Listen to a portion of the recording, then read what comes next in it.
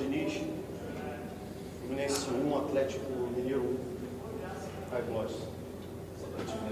Queria saber o que aconteceu nesse final do jogo, nessa confusão, duas confusões, primeiro no banco, depois o que acabou culminando na substituição.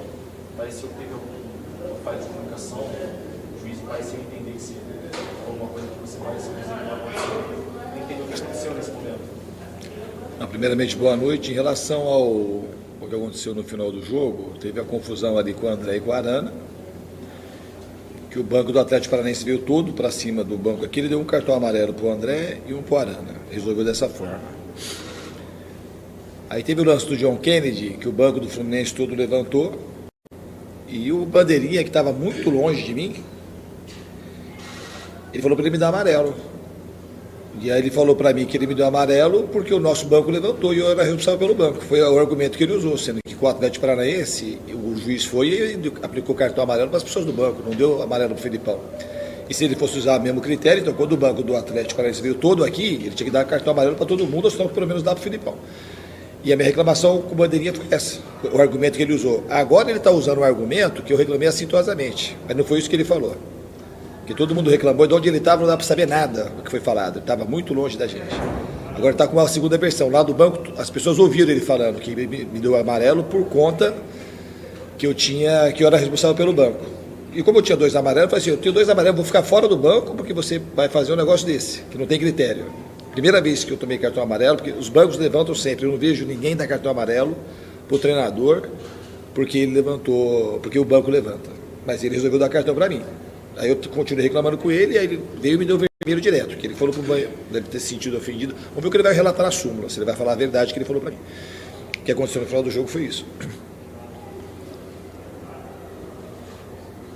Boa noite, responsável do Canal News. Depois de tanto tempo de treino, né, da FIFA, é normal a gente ver algumas mudanças, algumas coisas diferentes. Hoje a gente percebeu o Germán Cano um pouquinho mais fora da área, o Lelê mais centralizado. Queria saber se foi de fato uma intenção sua, afastar um pouco o Cano da área, qual foi a sua ideia nesse sentido e até que ponto deu certo? Eu não fui muito afastar o Cano da área. Quando a bola está muito longe da área, não tem por que o Cano ficar perto da área. Tem que estar perto da área, os jogadores, quando a bola vai ser cruzada, quando ele vai estar perto para fazer o gol. E ele está mais à vontade com o time, e em alguns momentos ele percebeu que tinha espaço para ele recuar, e foi mais intuição do Cano.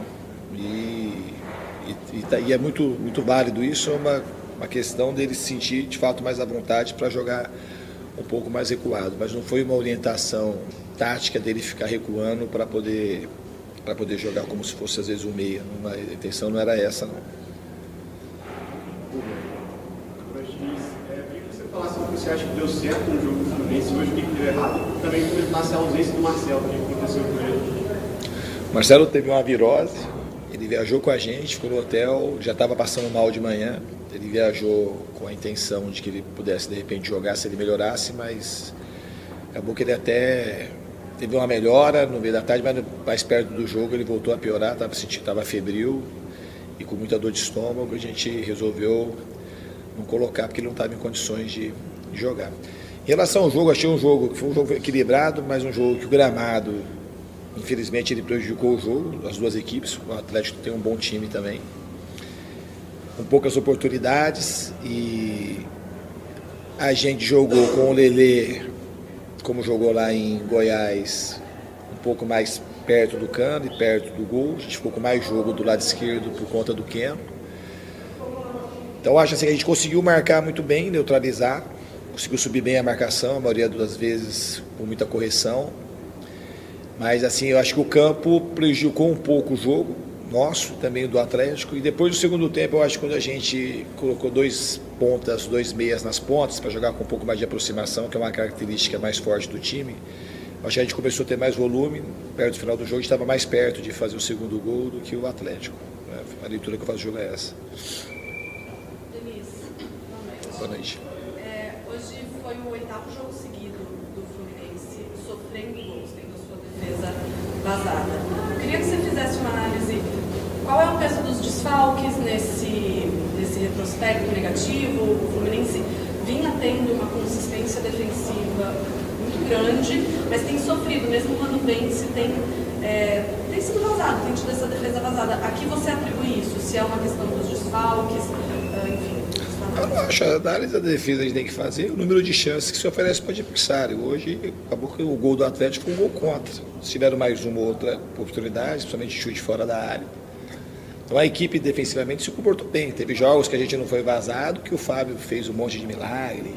Então o futebol não dá para explicar só por essa lógica numérica. Eu acho que a equipe defensivamente hoje ela foi bem. Faltou ter um pouco mais de inspiração para criar mais chances de gol, mas defensivamente a equipe foi bem. Contra o Goiás, a gente também não foi meio.